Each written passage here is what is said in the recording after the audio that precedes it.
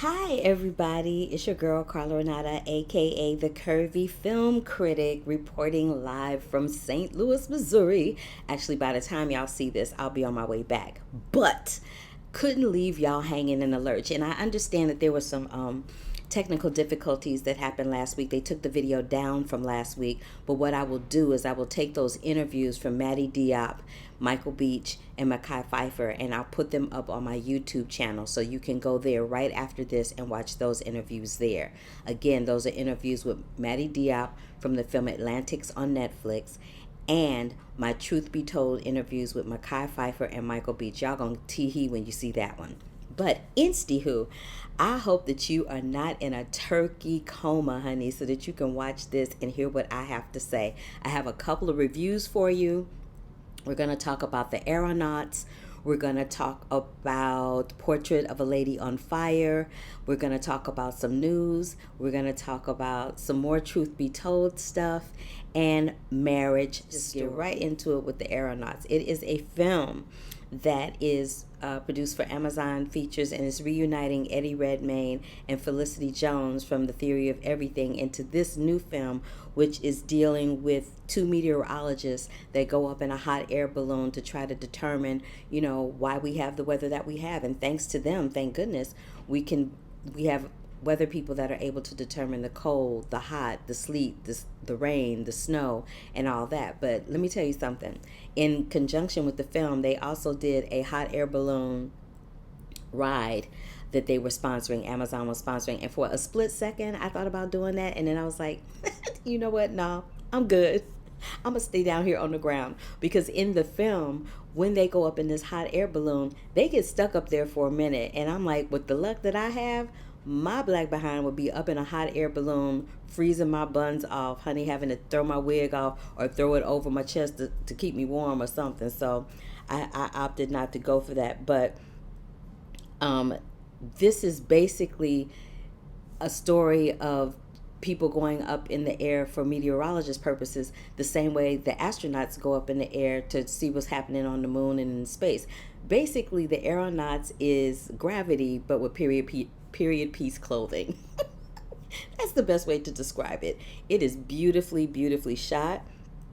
It's directed by Tom Harper. He also did the story for it. It is written by Jack Thorne, and it takes place in the 1800s. It's a beautifully shot film, and they do some really interesting things cinematography wise, where they shoot a lot of the film in real time and they shoot some of it where they're using CGI, and you can't really tell the difference. So it's beautifully shot. It's really long. And a lot of the action takes place up in the sky in that balloon, but it doesn't hamper the performances of Felicity Jones or Eddie Redmayne in that respect. You'll enjoy watching them in that film. So again, that hits theaters this week. It's called The Aeronauts, not astronauts, but Aeronauts, and it's going to be available to be streamed on Amazon Prime. All right, so next up is Portrait of a Lady on Fire. I actually saw this film at the Toronto International Film Festival. It was hands down one of the most gorgeous films I've ever seen. It was really, it's one lashes, give me a hard time. It was really quite beautiful. It's the story of this woman, this artist who's been commissioned by a noble, a really rich lady. I was going to try to give her a fancy title, but I can't even get it together. But this really rich woman, she commissions this artist to come paint a picture of her very elusive niece who is about to get married. And then what happens is the artist and the woman who's about to get married end up having an attraction, a very strong attraction toward each other. Hence the title, Portrait of a Lady on Fire. And they do some really interesting things with the word fire. Like they use the word fire in this film. It encapsulates actually being on fire. It also encapsulates the strong desires or lustful desires that one has emotionally when you're attracted to someone of the opposite sex. And it's just a really beautiful film between two women. And most of the films that have come out that deal with lesbian type of content, so to speak, they in my opinion, are not done as beautifully as this. There was a film a little while ago that had the title Blue in it, which comes close, but this one was a really nice one, and I enjoyed it. It is directed by Celine Sciamma, who a little while ago did Girlfriends, and so that was a really groundbreaking film for her, but this is groundbreaking in another way. It's a really slow burn of a movie, but it is gorgeous, and it was a beautiful love story, and the cinematography by Claire, I think her name is Claire Mathon, is absolutely stunning. It really is quite something else. So be on the lookout for Portrait of a Lady on Fire, which will be streaming on Hulu, not Amazon, but Hulu on December 6th. So I've been talking for the last couple of weeks about Truth Be Told and how it's being executive produced by Octavia Spencer. It stars Emmy winner Ron Cephas Jones, Tammy Roman from the Housewives franchise, Michael Beach, Mekhi Phifer, Lizzy Caplan, Elizabeth Perkins, Hanifa Wood, and I think that's everybody. But it's a really large cast. It's not a dramedy, it's a drama with comedic elements. Oh, and Aaron Paul is in it. I forgot my boy Aaron Paul. But it is written by this woman, or created by this woman named Nichelle Tramble. Her and her husband are a executive producing team of color, I like to call them. And Truth Be Told is a wonderfully crafted whodunit type of thing. It's like if Murder, She Wrote was a black woman, it would be Octavia Spencer. Like, that's kind of what it is. And Octavia Spencer plays Poppy, and Poppy was a crime reporter, now turned podcaster, who has now had doubts about this guy that she dogmatically reported on, and her reports resulted in that person being put in prison for an elongated sentence, and now she feels like he might be innocent. So the first 6 episodes of the episodes that I saw, primo, fantabulous, wonderfully done. But I did interviews that I've shown on this show before between Octavia and Paul. Last week I showed Michael Beach and Mekhi Phifer. This week I'm going to show you Ron Cephas Jones and Nichelle Tramble. I talked to them a little bit about the Harriet movie, and I give props to Ron Cephas Jones for his career, and I talk about, and I get very emotional over the fact that, watching this show, watching these young, vibrant African Americans speak the way that they speak to each other really touched my heart. And it was exciting to see somebody that looked like me and communicates like me and my friends on the screen. So that was exciting. So take a listen and a look to my interview, Truth Be Told interview, with Nichelle Tramble and Ron Cephas Jones. You guys, I'm so excited about this show. It's already one of my favorite classics. I love me some Truth Be Told. Love it. Nichelle, I know that you've worked on some shows before dealing with the Civil War, right? And for both of you, we got this Harriet movie out. The $20 bill has been pushed back. And we have our first heroine on screen. How do y'all feel about this situation going on right now with black people? It's beautiful. I haven't seen Harriet yet because I was busy all weekend, but I'm seeing it this weekend. I'm excited about it. It looks fantastic. And I think Cynthia is a great actress. Now, we all have our past. And in this show, your past is catching up with you in a different type of way. It's affecting your health. What is something from your past that you wish you could forget? Wow. Oh, my goodness. My twins. Just pull that out. What about you, Ron? Wow, I did a geographic one after college, and I traveled from New York to California, and in between it was just a really rough transition. So I wish, still moments that I wish I could forget in particular, but I'll leave it at that. Okay. Do you guys listen to podcasts at all? What's your favorite podcast? I don't have one yet. Nichelle does. So. I love Dirty John. I thought that was a really good one. That's a good choice. It was a good one. Look at that was you. just spinning through that one. That was really good. And I would be remiss in sitting here and not acknowledging the fact that you have done stellar work over the years. I'm so happy to be here talking to you, and congratulations on all the accolades that you have received, because they are definitely worth it. And I love the fact that you're being celebrated. I hate that it's taking so long for you to be celebrated, but I appreciate the fact that My it's God, happening. that makes me feel so wonderful. Thank you so much. Oh, it is my pleasure. It has been a journey, that's for sure, man. It's been a while. So to be able to sit here next to someone like Nichelle and be involved with Octavia and finally get to this level of work, I've been working at it for many years. So it almost puts tears in my eyes that you say that, because it's been a You about to make me cry. Yeah, it has been a journey, but God is good.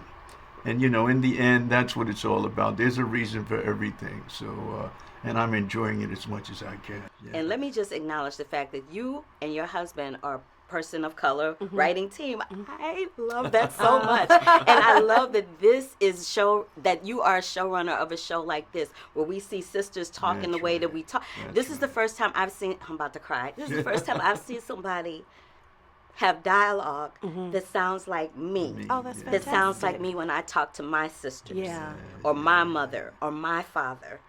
Oh my God, So what is happening right important. now? And for that, I really appreciate Oh, you. thank you. That's so nice. I love that's what we try to do with Octavia's character, that you see her talk a certain way when you first meet her, and then it switches when she's with her sister, she's with her father, and when she's with her family, and she kind of takes on a different role no matter where she is. And I just thought the banter between the three actresses was fantastic. Well, the show is fantastic, and I thank you guys for God giving me bless your you. time today. Thank I you appreciate so it. much. Yeah. God, I need a tissue. You guys, I'm so excited about this. This show is already one of my favorite classics. I love me some Truth Be Told. Love it. Nichelle, I know that you've worked on some shows before dealing with the Civil War, right? And for both of you, we got this Harriet movie out. The $20 bill has been pushed back, and we have our first heroine on screen. How do y'all feel about this situation going on right now with Black people? It's beautiful. I haven't seen Harriet yet because I was busy all weekend, but I'm seeing it this weekend. I'm excited about it. It looks fantastic. And I think Cynthia is a great actress. Now, we all have our past, and in this show, your past is catching up with you in a different type of way. It's affecting your health. What is something from your past that you wish you could forget? Oh my goodness, my twins. Whiz. Just pull that out. What about you, Ron? Wow, I did a geographic one after college, and I traveled from New York to California, and in between it was just a really rough transition. So I wish, still moments that I wish I could forget in particular, but I'll leave it at that. Okay. Do you guys listen to podcasts at all? What's your favorite podcast? I don't have one yet. Nichelle does, though. I love Dirty John. I thought that was a really Ooh, good one. That's a good choice. It was a good one. Look that at was you. just spinning through that one. That was really good. And I would be remiss in sitting here and not acknowledging the fact that you have done stellar work over the years. Thank I'm you. so happy to be here talking to you, and Thank you. congratulations on all the accolades that you have received, because Thank they are you. definitely worth it. And That- and I love the fact that you're being celebrated. I hate that it's taking so long for you to be celebrated, but I appreciate the fact that My it's God, happening. that makes me feel so wonderful. Thank you so much. Oh, it is my pleasure. It has been a journey, that's for sure, man. It's been a while. So to be able to sit here next to someone like Nichelle and be involved with Octavia and finally get to this level of work, I've been working at it for many years. So it almost puts tears in my eyes that you say that, because it's been a You about to make me cry. Yeah, it has been a journey, but God is good. And in the end, that's what it's all about. There's a reason for everything. So, and I'm enjoying it as much as I can. Yeah. And let me just acknowledge the fact that you and your husband are person of color writing team. I love that so much. And I love that that you are a showrunner of a show like this, where we see sisters talking the way that we talk. This is the first time I'm about to cry. This is the first time I've seen somebody have dialogue that sounds like me. Oh, that's That fantastic. sounds like me when I talk to my sisters. Yeah. Or my mother or my father. Oh my God, So what is happening right important. now? And for that, I really appreciate Oh, you. thank you. That's so nice. I love that's what we try to do with Octavia's character, that you see her talk a certain way when you first meet her, and then it switches when she's with her sister, she's with her father, and when she's with her family, and she kind of takes on a different role no matter where she is. And I just thought the banter between the three actresses was fantastic. Well, the show is fantastic, and I thank you guys for giving me your time today. I appreciate it. Thank you so much. Yeah. God, I need a tissue. I'd like to take the time to thank Mr. Ron Cephas Jones and Nichelle Tramble for their time once again. It was a great interview, and it did my heart good to see that they were truly moved by what I had to say about both of their work. All right, so next up is another Truth Be Told interview that I did with Lizzy Caplan and Elizabeth Perkins. Now, Lizzy Caplan was on one of my favorite shows, Masters of Sex. I loved her on that show. It took place and revolved around the Johnson & Johnson franchise, which, ironically enough, is very close to my heart here in St. Louis. But Masters & Johnson, I should say. But she was on that show, and I know her from that show, and she's on another show right now, but she's also playing this wonderfully gifted dual role on Truth Be Told. And Elizabeth Perkins plays the mother of the serial killer that's being, well, not serial killer, but murderer, that's being played by Aaron Paul. So I talked to them about the show, about Lizzie's part, about Elizabeth's part, and then we had a kiki, good old-fashioned girl session abbreviated over that show, Snapped. Take a look and a listen. I love this show, you guys. It's really quite stellar for a variety of reasons. But I'm fascinated with the fact that you're playing two characters, and it took me a minute to figure out it was you. Oh, good. It really did. I was like, you. Is this somebody that looks like her? Or was that challenging for you to do? Because I don't think I've ever seen you do that before. Yeah, my nose is crooked, and so when they're speaking to each other in profile, it really helps because my nose looks different from one side to the other. So that's like, I just had to stand facing myself, and people thought it was two different people. Okay. That's all the work that was required. That's all. Yeah. And Miss Elizabeth, you have this very complicated yet loving relationship with your son. Yes. What do you think makes mother and son relationships so incredibly complicated and intricate? Well, I think I think, there's father-daughter, there's mother-son. Exactly. But I think for Melanie Cave in this, it's first of all, he's her only child, and I think that there's a little bit of a closer tie if it's an only child than if you have many other siblings.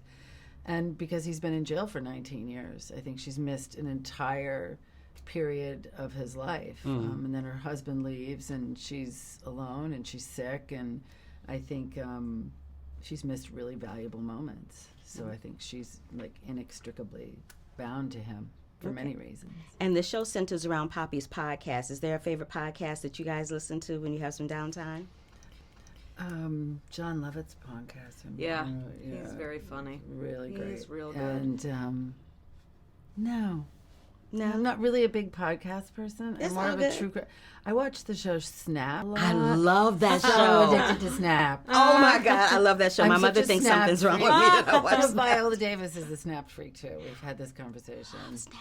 And still, if like I'm sitting at home, like I have like for a half hour to watch something, I'll watch. It It turns I into watch, like a it's, whole. it's like a little. it's women who 30-minute kill, documentary. like flat It's up. women who kill, basically. Flat up women who Right, kill. that's all I need. That's all I need to know.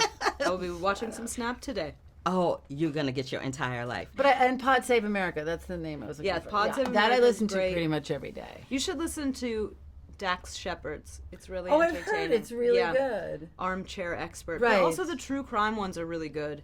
I just heard one not too long ago, a new-ish one called To Live and Die in L.A., which is good. I like the title. Yeah, and it's like all the streets of LA, and so it Right. feels like maybe the killer's right behind you, kind of vibe. Exactly. Women like this shit so much more than It's men. so It's true. really, I We don't know love it. why. Because it's fascinating. Yeah. I think for Snap, the thing that's fascinating to me is wondering what makes someone think that it's okay to take somebody else's life. Yeah, to just go and like, I'm done. I'm done with you, and now I'm just going to kill you or and have you killed. I'm just gonna bump or you slowly off. poison you with rat poison. Yeah. All right, ladies. Well, thank you so much for so taking nice to time with see me. you. It's Good nice to to see see y'all you. too. So Have a good nice. rest of your day. We All right. will. All right. So that is it for all of my Truth Be Told interviews. Again, be on the lookout for Truth Be Told on Apple TV Plus on December 6th. I believe that is this Friday coming up. You don't want to miss it. Truth Be Told, Apple TV Plus, December 6th, starring and executive produced by two-time Oscar winner Octavia Spencer. Now, In the theaters for the last couple of weeks, like 2.5 weeks, has been this film called Marriage Story. It stars Scarlett Johansson, Adam Driver, and it's written and directed by Noah Baumbach. Noah Baumbach is one of my favorite directors, and I was a little nervous and tongue-tied when I met him because I didn't want to sound stupid when I met him. Interviewed him, but it came off all right, I think. But I had a chance to speak to everybody in the cast, and what I'm going to do is, because the interviews, most of them are about anywhere between 1 to 3 minutes apiece, I picked the best 3, and those are the ones with Scarlett Johansson, where she talks about the challenges, well, not the challenges, where she talks about, what's the word I want to say? Playing strong women in films, because she's also in Jojo Rabbit, and Adam Driver has 2 films out as well. He's in The Report as well as Marriage Story, and I feel like both of them are on the verge of possibly getting some double nominations between the 2 of them. So they may walk away with 4 nominations total between the 2 of them for Marriage Story, Jojo Rabbit, and The Report. But Noah Baumbach is married to Greta Gerwig, and Greta Gerwig has Little Women that's coming out, I believe, in the next few weeks, right before the Christmas holiday. And I feel like this is going to be the first time that we see a male and female, husband and wife, get nominated for Best Director in the same year. Now, I know there's been some married couples that have been nominated for Best Director after they were divorced, or maybe not in the same year, but this will be the first time it happens in the same year. I'm so excited because Greta and Noah are 2 of my favorites. But in this interview I did with Scarlett, we talked about her playing really strong women in these films, and how does that vary from playing a superhero. And so she gave me her answer on that. I talked to Noah about what I just spoke about the fact that he and his wife may be double Oscar nominees this year, and he had a hilarious answer to that. And I also spoke with Sarah Jones. I played this interview before, but you can never get enough Sarah Jones, so I'm showing you this interview on Sarah Jones where we talk about a plethora of things. But I post all of these interviews back to back as an homage to let you know that Netflix's Marriage Story will be streaming on Netflix and in theaters beginning December 6th. Take a look and a listen, and I'll talk about the film when we come back. Hi, Miss Scarlett. Hello, how are you? I'm well. So you have 2 films this year, which are phenomenal, and you're phenomenal in them, Jojo Rabbit and Marriage Story. You're doing these wonderful, compassionate mom characters. What draws you from that away from being Black Widow? It's funny, but there's a lot of... Black Widow also, it's so weird to call her that. I have to say Natasha. Okay, girl, Natasha. Right, Natasha. Natasha also is some of all her parts, like these 2 other characters that I play, Rosie and Jojo Rabbit and Nicole in Marriage Story are. I mean, they're women. They're fully realized women. And it's nice to be able to play women that are complicated and, they're like some of all their parts. They're strong, they're vulnerable, they feel like they have a true calling or path, and then sometimes that rug is pulled out from under them, and they're from underneath them, and they're lost, and they're complicated people, and it's nice to be able to play women, real women. I love that, and we love you. Thank you so much. You're welcome, girl. Hello, Noah. So nice to meet you. I'm so excited. I've seen the film. It's one of my favorite for 2019. Fantastic. Yes. And what I've noticed is this may be the first time we see a husband and wife get nominated for an Oscar. Have you thought about that yet? We have a 7-month-old baby, so Yeah, so you ain't thinking about much. All you thinking about is sleep right about now. I'm just glad that he spit up on me right before we got in the car to come here, and so we were like, I was like, I just, maybe you see a little spit up on my lapel, but it's It's all good. And what's your favorite marriage story? My favorite marriage story? Well, I put some of them in the movie, I guess. The baby spitting up on me. Can I say that one? Yes, you can say that one since you said that. Okay. Okay, cool. Sarah, girl, I'm sorry I scared you. No, I'm okay. I survived. I came back. I came back. She was like, ooh, she can project. I got revived. I'm like, whoa! I needed that. I didn't realize that. Oh my goodness. You should bottle that and give it to people because it'll help them get through the workday. Because I'm ready now. And we are curly, curvy sisters on the carpet. Yes, we are. Look at us. We're curving and we're curling. It's beautiful. Yes, girl. What you streaming right now? You know what? There's so much happening. First of all, can we say mixed-ish 1,000 times? Can we talk about, I'm excited for so much that's happening right now. Harriet, First feature film. First feature film. I'm just thinking, we are broader than any one medium and any one way of delivering content. We're everywhere. What a miracle. The difference between you creating your one-woman show and doing films, how big of a transition has that been for you? Is it daunting? Are you excited? Are you terrified? Like, what's happening? All of the above. You know me. There's like 100 personalities trying to come out right now to tell you. But I will say, as I kind of am surrounded by all of this energy and playing Carol in the film was not that different than, having to be an English woman in my one-person show. You just have to sort of drop down, be somebody else, try to remember that whatever experience they're having is the experience you're having. So you better break out the British accent. I had to break it out, darling. You know I did. Yes, and I'm going right there with you. You're going there with me? Yes, of course. We're going. All day long. All day long. Thank you. The film has to start. Bye, girl. This film is a really special film only because it deals with the love story and the challenges of a love story when the love isn't there anymore, when you being yourself is becoming a challenge and you've had to hide being yourself in order to placate or fulfill somebody else's desire. So oftentimes when people get married, they put some of their true self on the back burner just to keep the peace within the marriage. So this is a marriage where this young woman has decided she doesn't want to be in the marriage anymore. She wants a divorce. She's put her aspirations and her goals and her dreams on the back burner to appease her husband. Problem is, they have a child, so it's not so simple as them walking away from each other and it just being a clean break. They now have this little piece of the both of them that they have to be very careful in how they make that separation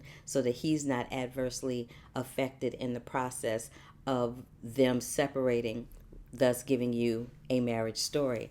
I feel like this film will resonate with a lot of people because there are a lot of divorced couples in America, my mother and father being one of them.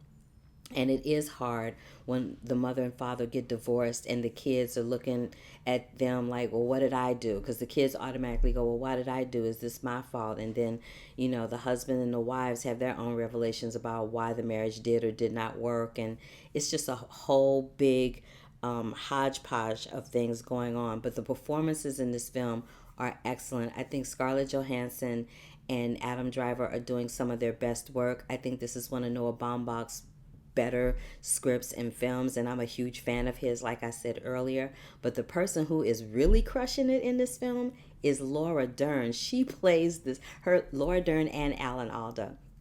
They play the shark of a lawyer. Laura Dern is Scarlett's lawyer, and Alan Alda plays Adam's lawyer in the film, and they are just crushing it. But this is a different kind of role for Laura Dern. She usually doesn't play these unlikable characters. So this is a stretch for her, but it's a much welcomed stretch for her. And I'm looking forward to seeing her get some love throughout the award season. So again, just to recap, we talked about Portrait of a Lady on Fire, Marriage Story, and The Aeronauts. All of those films are in theaters this week on or about December 6th.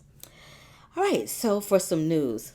Well, Frozen 2 finally opened. It finally opened, and I have a plethora of interviews up at EUR Web that I did with Kristen Anderson and Bobby Lopez. I did it with Adina Menzel and Kristen Bell, Sterling K. Brown and Evan Rachel Wood, and Jonathan Groff and Josh Gad. All of those interviews are up at EUR Web that I did for Frozen 2, so please check those out. But Frozen 2 opened, honey, and it gave the box office a real cold chill because it has, to this date, it has grossed $738 million globally, which makes it even a higher gross than the original Frozen.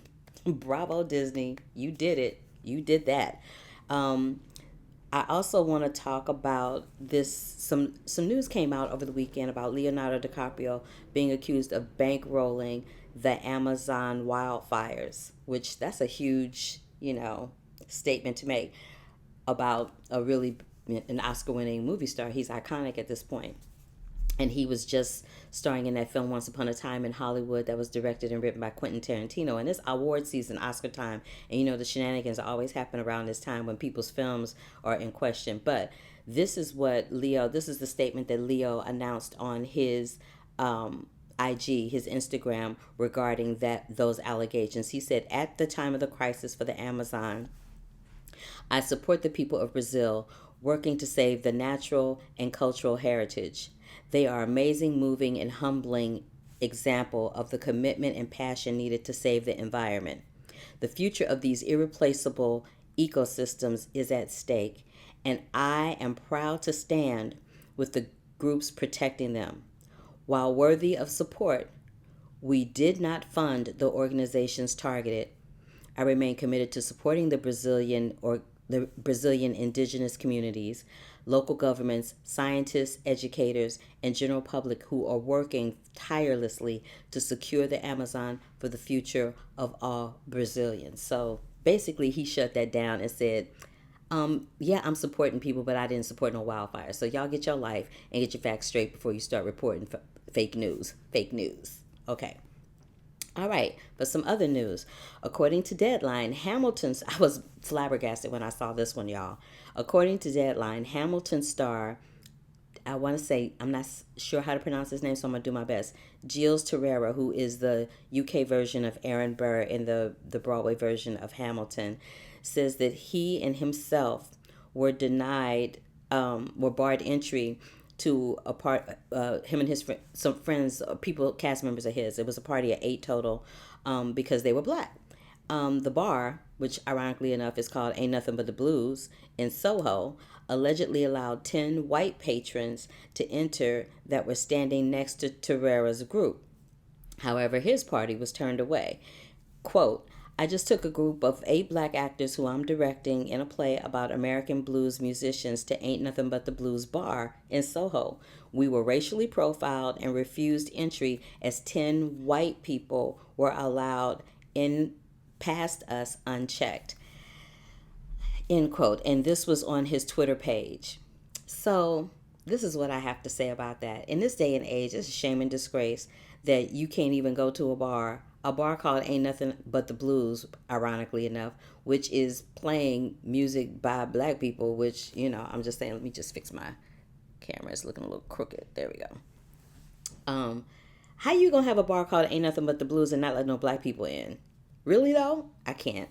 I just can't with that. So I hope that situation is resolved, and I hope that whoever the owner or proprietor is of that particular establishment fixes his face, because that was foul. And no matter how you turn and twist that, there's no good way to try to fix what happened.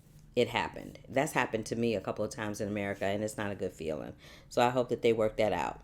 Albert Hughes is doing a reboot of The Fugitive. Now, y'all remember The Fugitive. The Fugitive was this film that starred Harrison Ford back in the day and Tommy Lee Jones. Tommy Lee Jones walked away with the Best Supporting Actor for his role in that. It was also a series in 1963. Let me see who starred in it. That starred David Jansen as Dr. Kimball and Barry Morse as the lieutenant or the captain that was chasing him.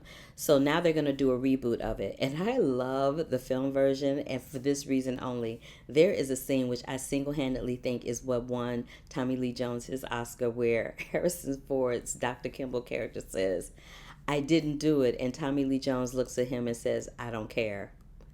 Pure comedy in the middle of the biggest drama you ever wanted to see. But Albert Hughes is going to do a reboot of it. Warner Brothers is producing it. Brian Tucker is writing the script, and Eric Feig is producing it. So, again, the blockbuster, The Fugitive, is going to be rebooted by Albert Hughes, with Warner Brothers being the producing studio. Now, according to Variety, Elizabeth Banks has had a busy week. So she had the Charlie's Angels reboot get released, and folk didn't show up and show out for it like she had hoped. She got criticism for it, and my girl came out swinging. She was like, "Look, y'all can see 37 Spider-Mans, but you can't go see Charlie's Angels." I'm right there with you on that one, Mama. But according to Variety, she's right on the heels of Charlie's Angels. Elizabeth is set to direct and star in Invisible Woman for Universal Pictures.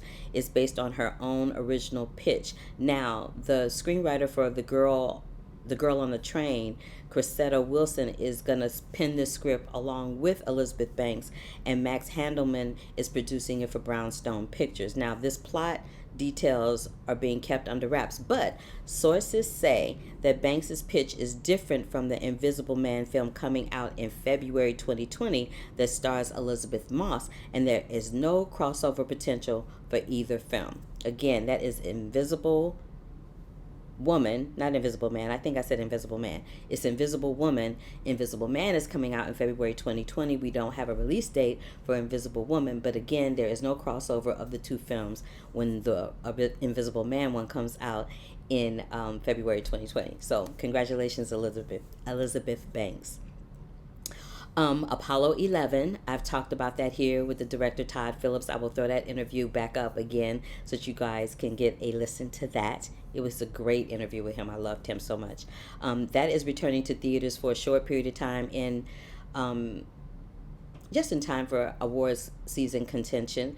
It is going to be in theaters beginning, I think, December 6th, and it's going to be there for a week only. So if you didn't see it the first time around, you have starting December 6th to see it for 1 week only in IMAX theaters, and it is directed by Todd Phillips. So we're in award season time. Award season's time is always a really busy, hectic time of the year, and so far the Spirit Award nominations have come out. One of my film critics groups, the Hollywood Film Critics Association, we have voted for our nominees. The Critics' Choice noms are going to be announced, and the African American Film Critics Association nominations are going to be announced. So it's going to be busy. I'll tell y'all who got the most noms in each category. I'll recap that next week along with the films that we do next week, and who the front runners are right now. But what I do want to tell you before we go is that on December 2nd, tomorrow, which is Monday night, the Critics' Choice, the Broadcast Film Critics Association, of which I'm also a member, is going to have a Black Cinema celebration where they're honoring Eddie Murphy for his body of work, especially for Dolomite Is My Name, which is produced and out and streaming by Netflix. They're going to honor Nia Long for her body of work, and they were going to honor her regarding The Banker, but with the recent upheaval with that film, I'm not sure they're even going to mention that film, but they don't need to mention The Banker when it comes to Nia Long. She has a whole body of work that precedes that they can celebrate her for. They're going to honor Chiwetel Ejiofor for his role in Netflix's The Boy Who Harnessed the Wind, a film that is based on a memoir by Malawian engineer William Kamkwamba. I hope I didn't butcher that name. And Casey Lemons for her body of work, and particularly her direction of Harriet, which is in theaters now. It's an autobiography based on the life of abolitionist Harriet Tubman. Cheryl Boone Isaacs, former president of AMPAS, Cheryl Boone Isaacs will be the host for the evening. And this whole night on December 2nd, that is in conjunction with AMPAS and BFCA, is going to benefit the UCLA Film and Television archives and their commitment to the preservation of cinema. So that is that. I hope that you guys enjoyed the show. Next week, I got so much to tell you. We're going to talk about Uncut Gems, Seberg, A Hidden Life, Richard Jewell, Cunningham, and if they let me release some of the Star Wars stuff, I will do that, because I am doing some interviews for Star Wars. I'm doing interviews for Star Wars and for an animated film that Will Smith has coming out called Spies in Disguise. And I'm also going to New York to do some Just Mercy interviews. So I'll probably talk to Jamie Foxx, Michael B. Jordan, I don't know, maybe Bryan Stevenson again. I don't know, but I'm very excited about it. Yay, junket time. So I hope you guys had a wonderful, wonderful, wonderful, fun-filled, safe, healthy holiday season, holiday weekend with your families or your friends. or remembering those that you no longer have with you, and keeping their memory alive this wonderful Thanksgiving 2019. And I will see you next week on the Curvy Critic here with Carla Renata on Black Hollywood Live. Now, if this is your first time here, go down below, click that subscribe button, give me a big old thumbs up to let me know you were here, and give me some 5-star love over at iTunes and Spotify and iHeartRadio. Oh, iTunes is called Apple Music, but give me 5 stars over there. Get that rating up. Your girl needs some cash. But thank you so much for joining me. I will see you next week. More than likely, that show may possibly be pre-taped because I am going to New York, and I don't want you guys to be without some stuff. So we'll see. We'll play it by ear. I'll let you know. But until that time, love, peace, and hair grease, and I'll see you next week. Bye.